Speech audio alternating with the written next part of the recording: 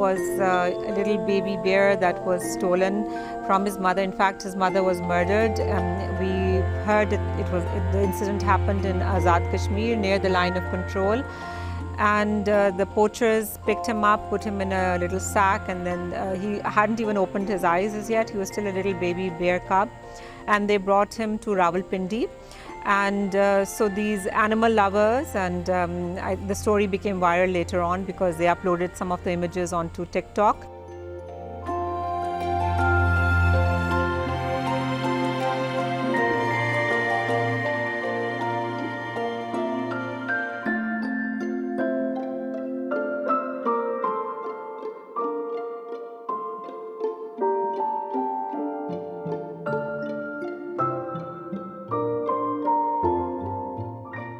इसको हम खुराक पहले छोटी छोटी करके काट के फ्रूट सब्ज़ी कोई भी खुराक हम फीड जब करते थे काट के करते थे।